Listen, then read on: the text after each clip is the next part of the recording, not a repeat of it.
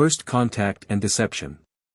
The holographic display in Admiral Sarah Chen's office shimmered with the familiar purple-tinted face of Ambassador Zixtal of the Meridian Collective. His crystalline features caught the light as he spoke, each word dripping with the same condescension she'd endured for the past 3 years. Admiral Chen, surely you understand that your species' primitive propulsion systems make you unsuitable for the Galactic Defense Initiative, Zixtal said, his translator perfectly conveying his patronizing tone. Perhaps in another century or two. Sarah maintained her carefully crafted expression of polite disappointment. Behind her desk, hidden from the ambassador's view, she clenched her fist until her knuckles went white. We understand your position, Ambassador. Earth will continue our modest development programs.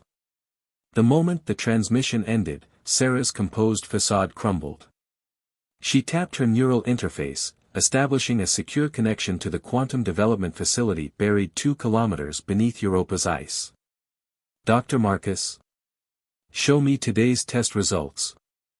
The air before her filled with new holographic data, not the crude projections the Meridians knew about, but crystal-clear quantum-encrypted displays showing test results that would make Ambassador Zixtal's crystalline face crack with shock.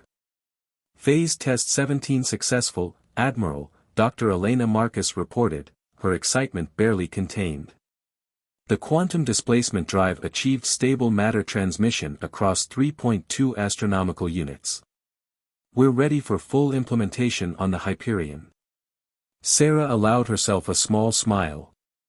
For 5 years, humanity had maintained an elaborate charade.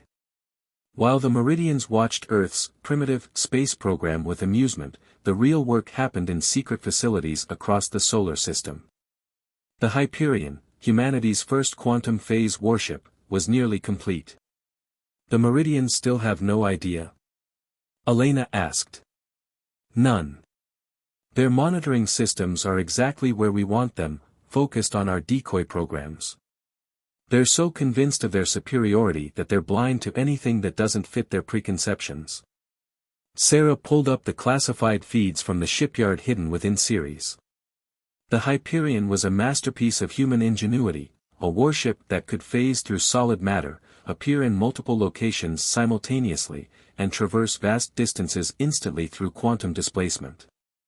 Its very existence defied what the Meridians believed possible.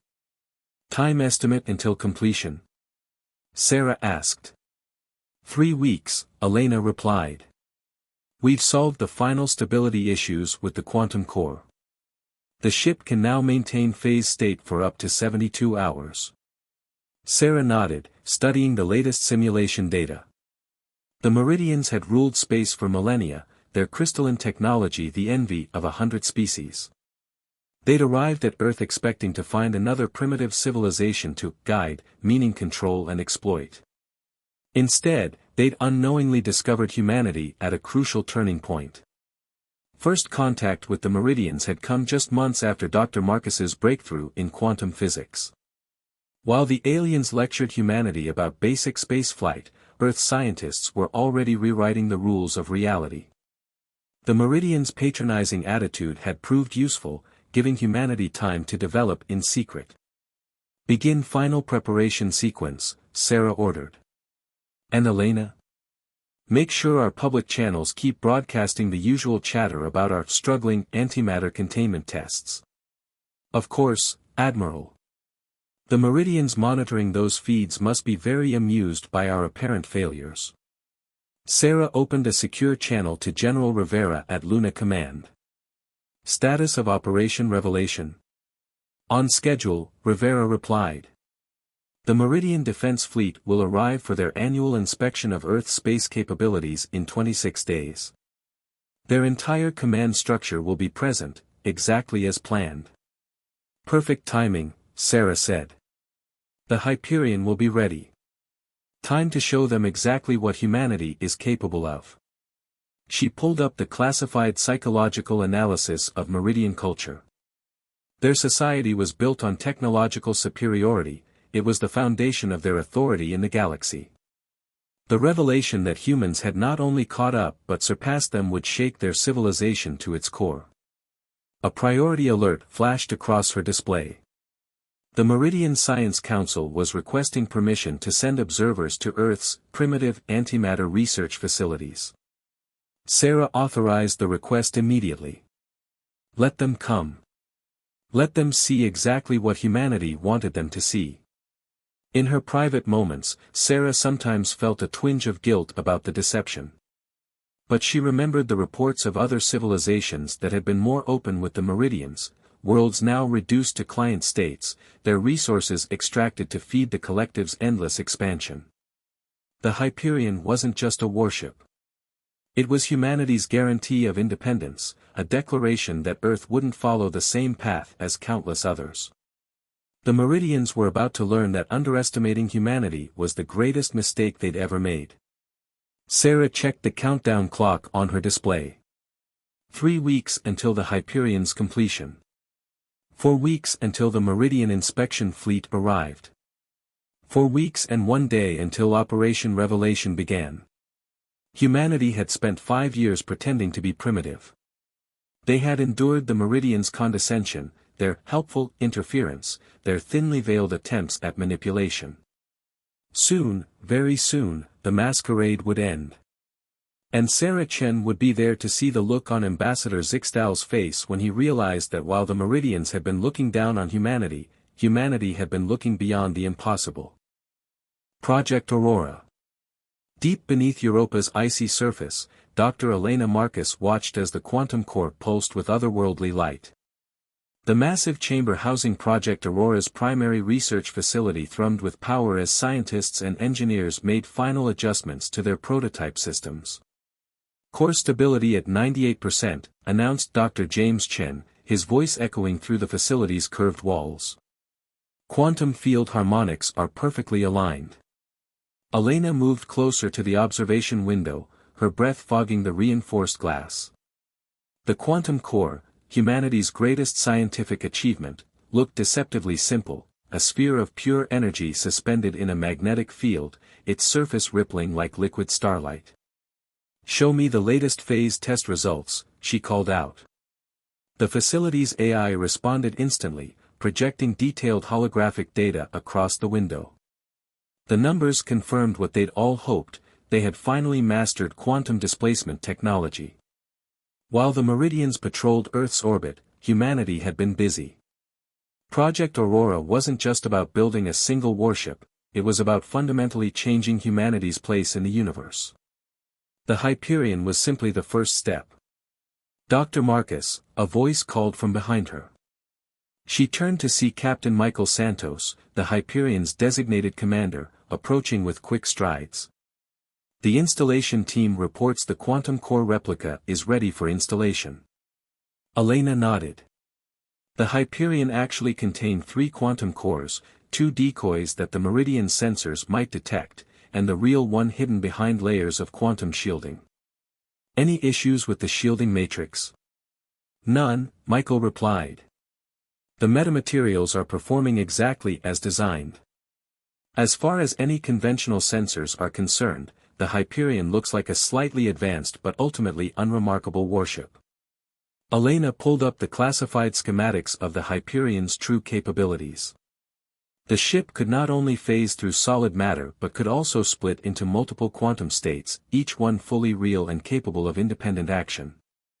It could traverse vast distances instantly and even manipulate local spacetime. "The Meridians won't know what hit them," Michael said, studying the schematics. "Though I still don't understand why we're revealing ourselves now. Why not wait until we have a whole fleet?" Elena turned to face him fully. "Because every day we wait, more civilizations fall under Meridian control. Their guidance program is nothing but imperialism dressed up in diplomatic language. They're strip mining entire worlds, Michael." She brought up footage smuggled from a recent Meridian client world. The images showed massive extraction facilities draining the planet's resources while the native population lived in carefully managed poverty, dependent on Meridian technology for basic survival. "Besides," she continued, "the longer we wait, the greater the chance they'll discover our quantum research. Right now, they're convinced faster-than-light travel requires their crystalline technology. The moment they realize there's another way, they'll try to steal it, Michael finished. Or destroy it. A priority alert flashed across Elena's display. Admiral Chen was calling. Elena accepted the transmission, and Sarah's holographic form appeared before them. Doctor, Captain, Sarah nodded to them both. The Meridian Inspection Fleet just updated their arrival schedule. They'll be here in 20 days, not 26. How does this affect our timeline? Elena quickly consulted her project management systems. No impact on the Hyperion's completion. We'll be ready. But Sarah, they've doubled the size of their inspection fleet. 15 capital ships instead of 7. They're getting nervous, Sarah mused. Our primitive antimatter tests must have them more worried than they're letting on. Good. The more ships they bring, the more witnesses to our revelation. Michael stepped forward. Admiral, my crew has completed their quantum phase training.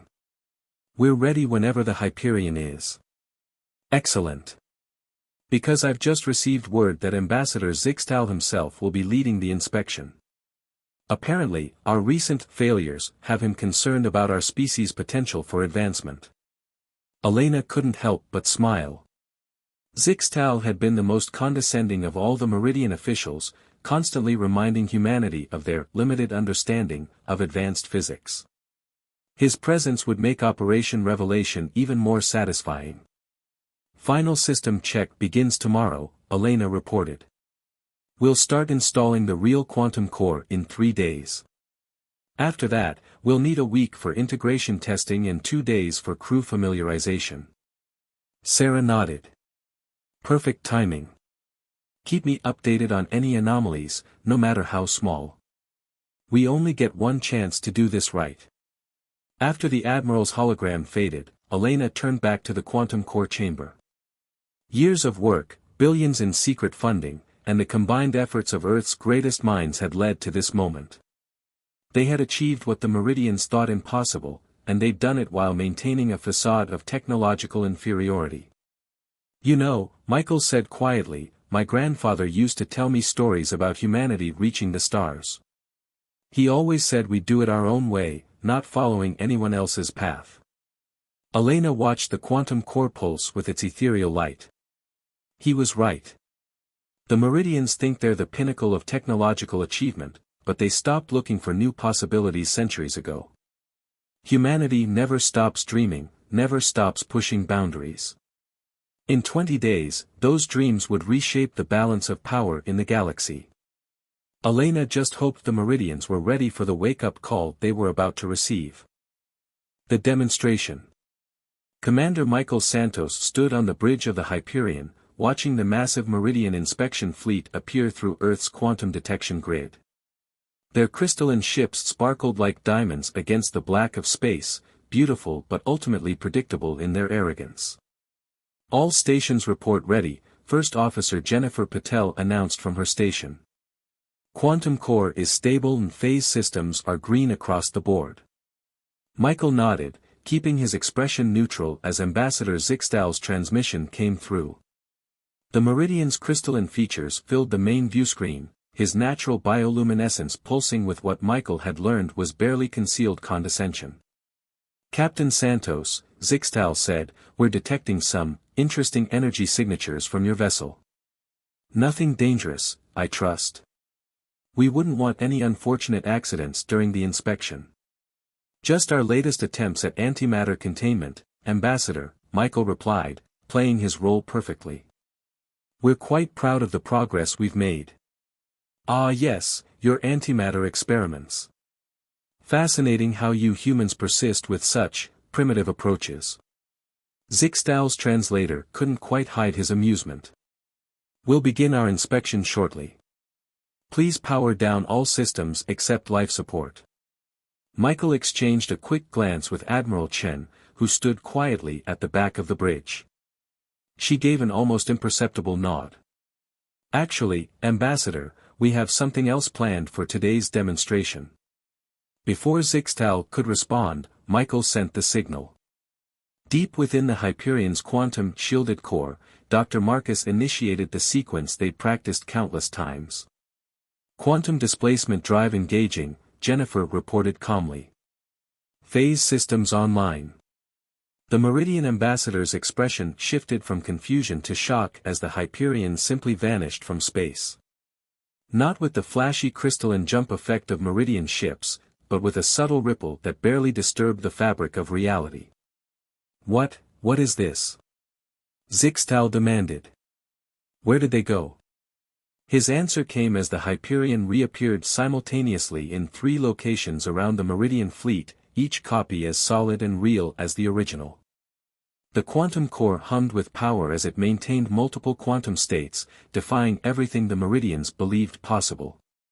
Impossible, one of the Meridian science officers shouted over the open channel. Their energy readings, this violates fundamental laws of physics. Admiral Chen stepped forward. No, it doesn't violate the laws of physics. It simply operates on principles your civilization never discovered.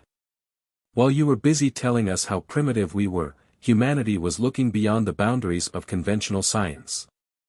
To demonstrate her point, Michael ordered one of the Hyperion's quantum states to phase directly through one of the Meridian capital ships, passing through its crystalline hull like a ghost before becoming solid again on the other side. Your weapons cannot harm us, Michael explained as several panicked Meridian captains powered up their defense systems. Your shields cannot stop us. We can appear anywhere, be in multiple places at once, and pass through solid matter at will. The bridge crew maintained their professional composure, but Michael could sense their pride as they watched the Meridian fleet's reactions. Years of condescension were being answered in the most dramatic way possible. A trick, Zixtal finally managed, though his crystalline features had lost their usual luster. Some kind of holographic. His words died as all 3 copies of the Hyperion performed a synchronized quantum jump, reappearing in perfect formation directly above the Meridian flagship. The energy readings from the jump were impossible to dismiss as tricks or holograms. The quantum displacement drive, Admiral Chen explained, her voice carrying authority that made even Zixtal fall silent, allows us to manipulate spacetime itself. We can exist in multiple quantum states simultaneously, phase through solid matter, and traverse any distance instantly. And this ship is just the beginning. Michael watched as the Meridian flagship sensors desperately tried to analyze the Hyperion's capabilities. They would find nothing. The real quantum core was completely hidden from their detection methods. Why show us this now? Zixtal asked, his earlier condescension replaced by something close to fear. Why reveal such power? Because it's time for the Meridian Collective to understand that humanity will not be patronized, controlled, or exploited, Chen replied. We've watched how you treat your client species. Earth will not share their fate. To emphasize the point, Michael ordered another demonstration.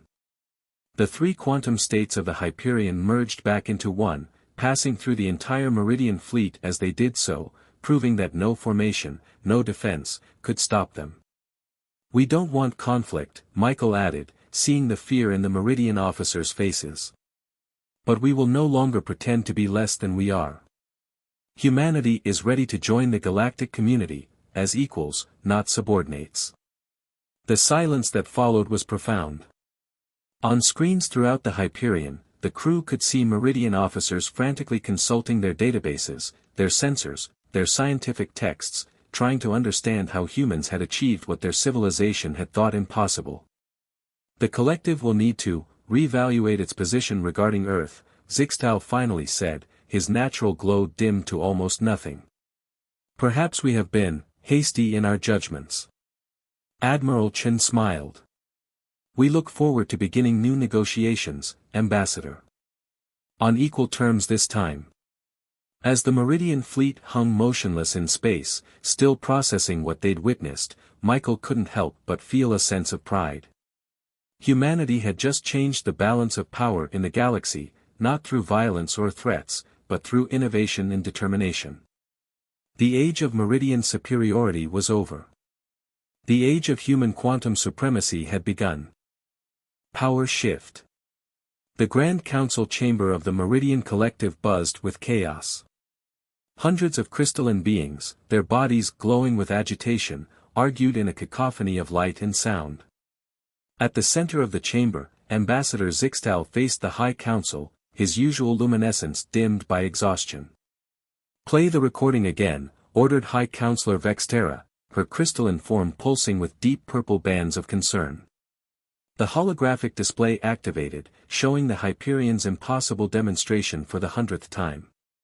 "Our entire understanding of physics," began Science Director Melthor, his voice wavering.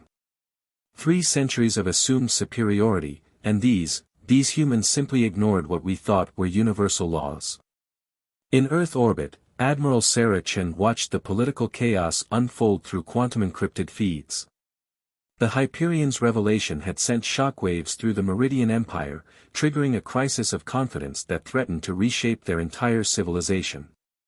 Another delegation requesting permission to study our primitive antimatter facilities, reported Dr. Marcus, a hint of amusement in her voice. "That makes 17 today." "Deny them all," Sarah replied. "The time for deception is over, but that doesn't mean we're giving away our secrets." Reports flooded in from across Meridian space. Client species were demanding new treaties. Subordinate worlds were calling for independence. The carefully maintained hierarchy of Meridian dominance was crumbling. Back in the council chamber, Zixtal faced his accusations. "How did we miss this? How did humans develop such technology while appearing so primitive?" "Because you never truly looked," came a new voice. The chamber fell silent as Dr. Elena Marcus's hologram appeared, transmitted via quantum communications that bypassed all Meridian security. "Your civilization's greatest weakness," Elena continued, "is your certainty in your own superiority. You were so convinced that your crystalline technology was the pinnacle of achievement that you became blind to other possibilities." The council erupted again, but High Counselor Vextera raised a hand for silence. "You speak boldly, human. Yet here you are, reaching out to us despite your obvious advantage. Why?" "Because humanity doesn't want to dominate, Counselor. We want to collaborate. But true collaboration can only happen between equals." On the Hyperion's bridge, Captain Santos monitored the quantum defense grid they'd established around Earth. Meridian ships were arriving daily, not with hostile intent, but seeking diplomatic contact, scientific exchange, and, though they wouldn't admit it directly, reassurance that humanity wouldn't use their superiority the way the Meridians had used theirs. "Multiple quantum signatures detected," Jennifer reported. 3 more Meridian science vessels requesting permission to observe. Michael checked their credentials against the new protocols. "Maintain distance monitoring only. They're trying to understand how we did it." "They won't," Elena said, joining them on the bridge. "Not until they learn to think beyond their crystalline technology. Their entire civilization is built on it, their FTL drives, their weapons, their communications. They never considered that there might be another way." Reports continued to pour in from across Meridian space. Client species were organizing, demanding recognition of their sovereignty. The collective's grip on their empire was weakening by the hour. In her office on Europa, Sarah Chen reviewed the latest diplomatic proposals. The Meridians were offering unprecedented concessions, open technological exchange, withdrawal from disputed territories, recognition of Earth's independence, and seats on their highest councils. "They're scared," observed Dr. Marcus, studying the proposals. "Not just of our technology, but of what it represents.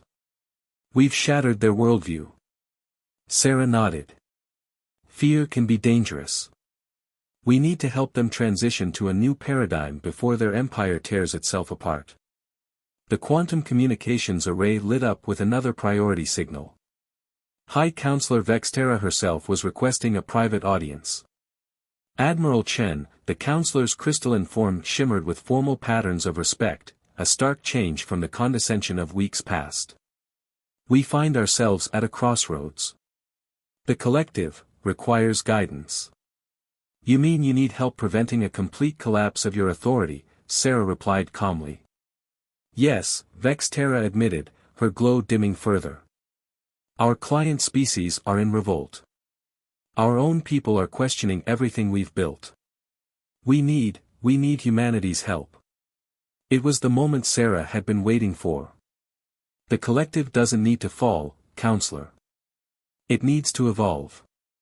No more client species. No more technological suppression.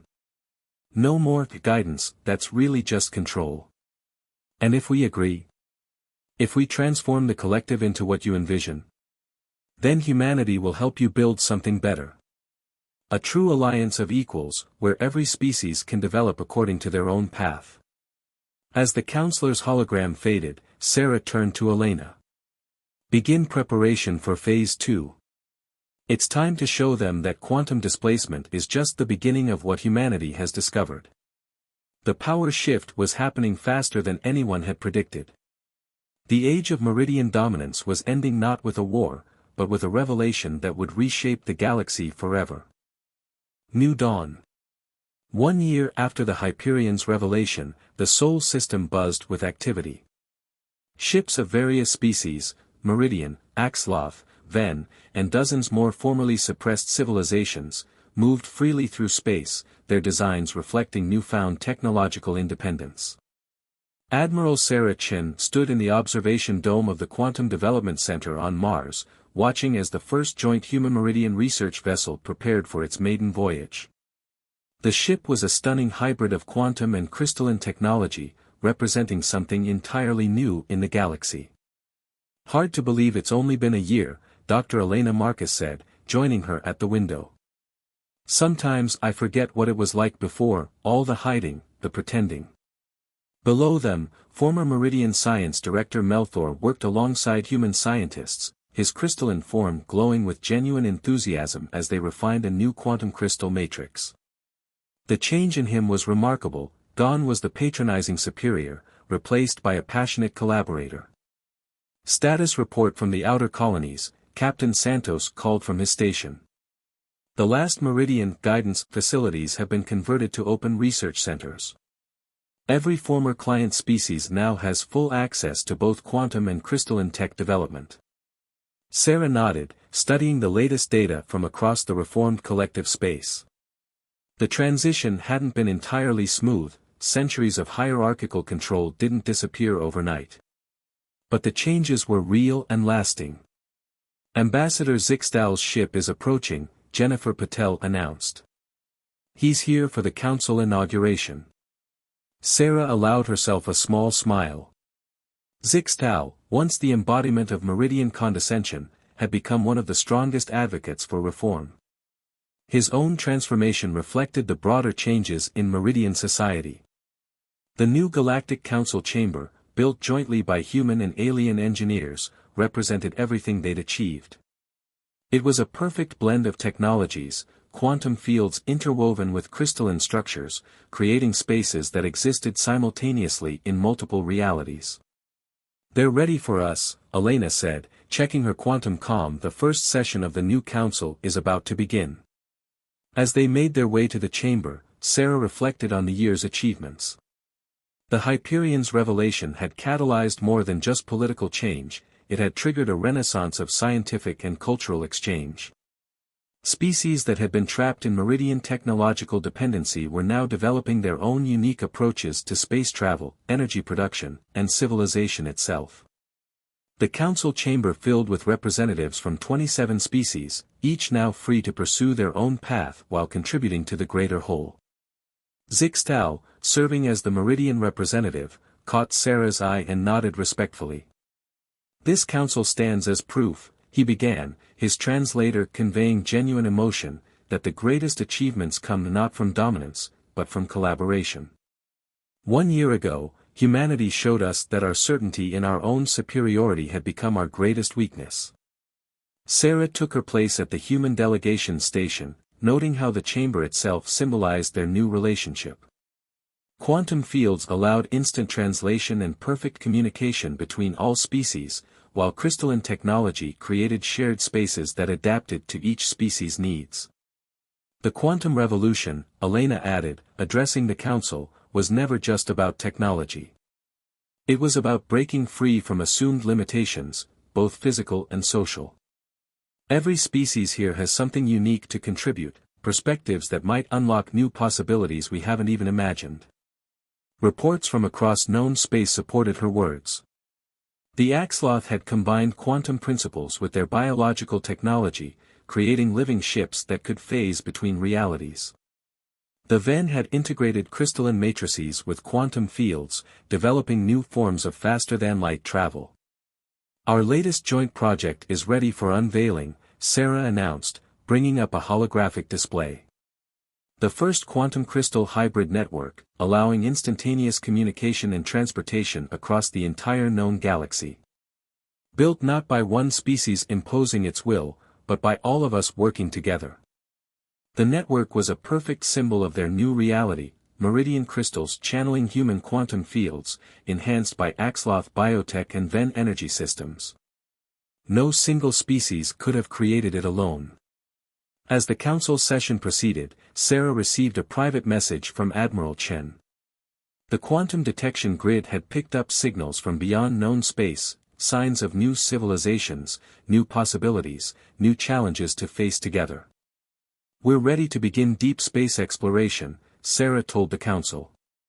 Our joint fleet can now reach areas of the galaxy that were previously inaccessible. The question is, who would like to join the first expedition?